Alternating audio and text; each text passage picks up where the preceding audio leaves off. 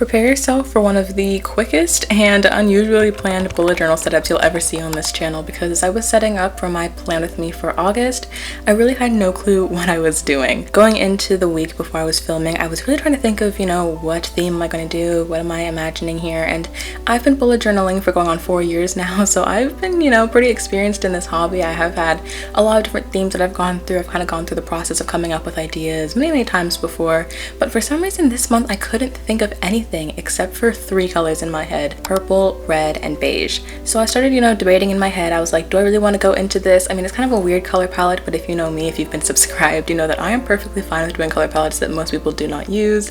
But again, I couldn't think of anything that really came naturally in these colors besides maybe flowers, but that's boring. I'm not boring and basic. I want to do something different. So instead of actually coming up with something to draw throughout the theme, I decided just to lean into the color palette and go onto my favorite app ever, Pinterest, and just try to find some pictures, some cutesy pictures in those colors to make more of a scrapbooky theme. Personally, in the past, I haven't really loved scrapbook themes in my journal. The first couple of pages have turned out great, but then eventually I get super bored of layering paper and it gets kind of annoying. So I tried to think about that as I was going into this theme. I was like, okay, I have something I'm not really planned out really well and I might get bored of it, so what are ways to make myself not bored of the theme? And here's what I thought of. So number 1, I'm keeping this theme rather minimal. Now this first page may not look like it, but if you know me in my bullet journal, you know that I like to cover a spread completely. I love lots of colors, texture, etc. And so as I go into the next couple pages in this setup, you'll see that I'm relying a lot on thin marker strokes, not a lot of space being taken up, and really just relying on the pictures that I printed to give my spreads that bit of art and aesthetic effect.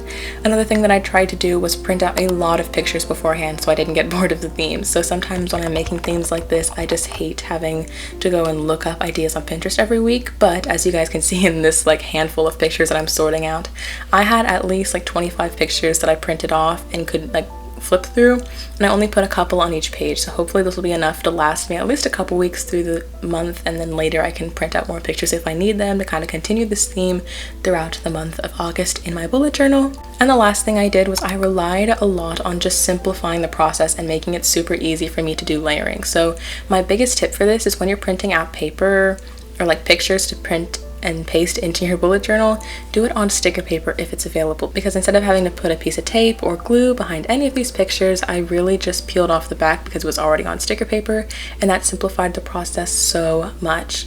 Another thing was I drew these little colorful circles in the color palette: black, red, tan, and purple, and so that made it a lot easier to add just little dots of color throughout the page, because again, it was on sticker paper. You can just peel off the back and plop it into the journal, and it adds a little bit of layering and dimension.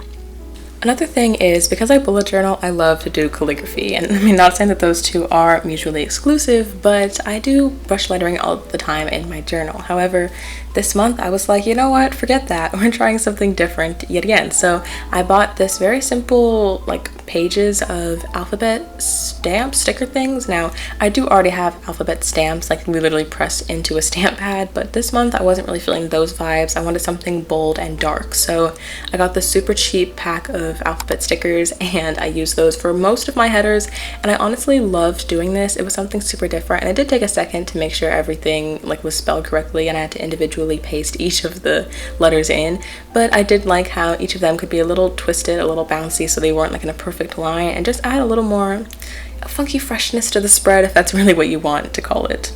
Now, I like to say that I tried to go minimal with this particular theme, but if you know me, you know that I really can't do that too much. I try super hard to be minimal sometimes. Sometimes I like to lean into the maximal side, and if you watched my July bullet journal setup, you know it was full of bright colors, huge drawings. That was completely maximal. But this month I tried to switch it up because I love adding variety to keep myself interested in bullet journaling and to keep myself using it more often. So, I mean, I think it's more minimal in my particular theme. Maybe you guys don't see it, but I think what makes it minimal is the fact that I'm using a lot of really thin lines. I use my Hoohoo fine liner in the size 02, so it's almost an 01, in between that and 03, but it's really small.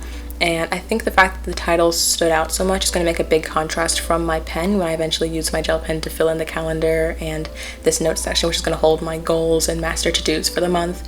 Also, this is my first month of entering college, which is insane. I'm a college freshman, guys, so I'm probably going to put some school activities and stuff in that box as well.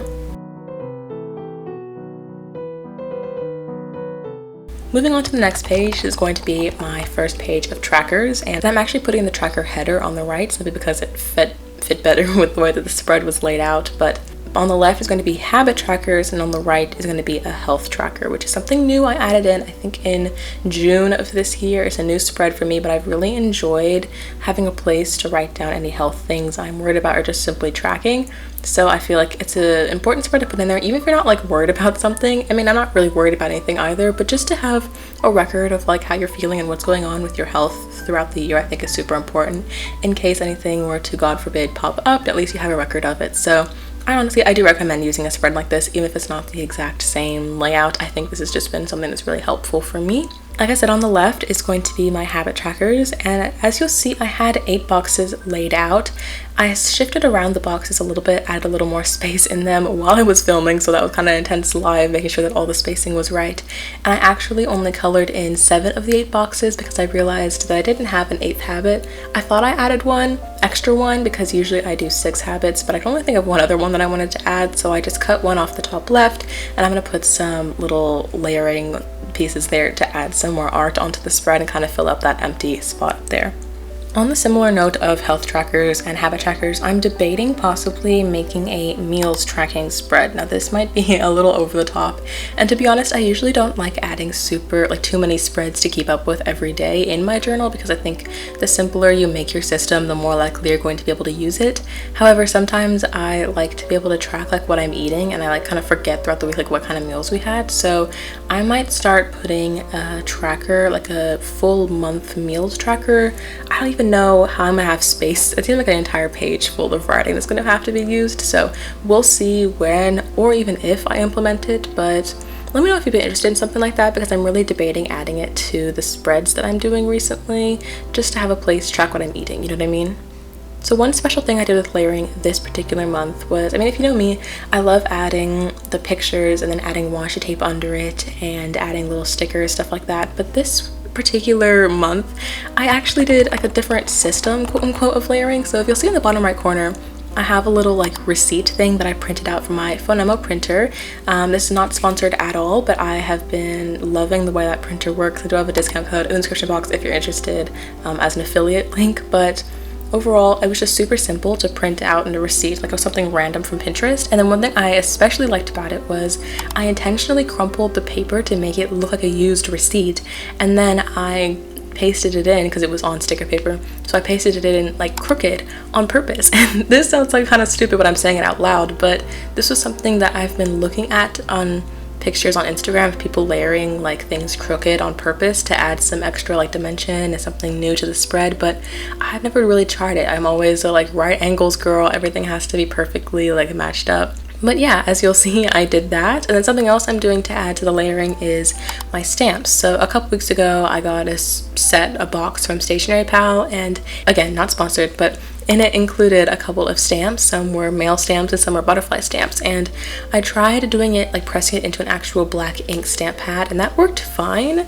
However, I don't think the marker or like the ink came out as saturated as it could have been. So instead of pressing it into an ink pad, whenever I did any stamps in this video, I actually colored on top with a black Tombow dual brush pen and pressed it in that way. And that worked just as well, but I think it was honestly a little better because the color is a little more darker, a little more saturated.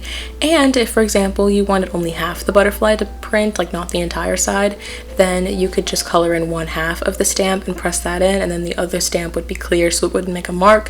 Whereas if you use an ink pad, it would have to obviously press the entire thing. So I think it's just a cool trick, and you can also do different colors. If you wanted it to be a stamp pad in like purple, I could have colored it with a purple marker and it would have given the same effect, but in a different color. So overall, I think that's something that I've just recently started doing, but it's a cool trick if you want to try it out in your own bullet journal. So yeah, overall, it may not make that much of a difference to you, but I think I have been really expanding my layering abilities with the angled, with the white paper, the crumpled paper, with trying to add stamps instead of just stickers. And another thing you'll notice is I don't have too much washi tape on these spreads, and that mostly stems from I don't have too many red washi tapes. I actually only had one and it just ran out, so I used my last little bits in this setup. I'll have to buy some more for the rest of the weekly spreads, but I felt like I didn't really have that many colors that matched with the theme, so I relied on different things like the white barcodes that I printed out and the receipts and the stamps to add more dimension than I usually would with washi tape and little stickers. So as you guys can see, this spread is obviously half gratitude, half more trackers. So on the right top, I have my expenses tracker, but on the bottom right, I actually have a new little box that I just added this month because I had a little extra room and I was like, why not? I've debated doing something like this before, haven't really leaned into it too much, but this is going to be my monthly TBR box.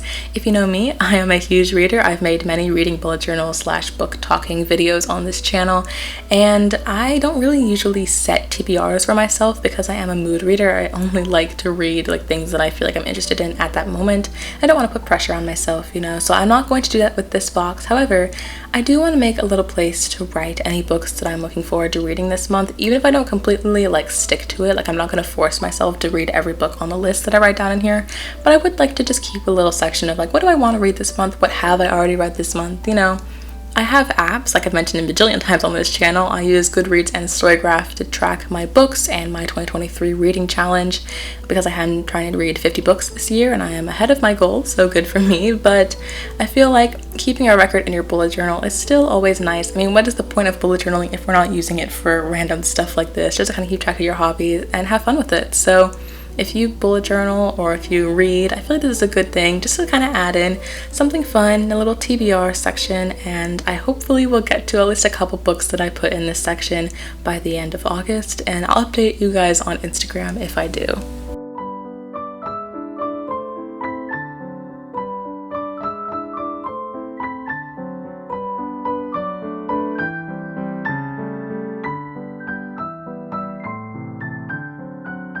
After adding my usual sparkles around the page and of course a couple color palettes and just some random areas that looked a little blank, I feel like this setup is pretty much done.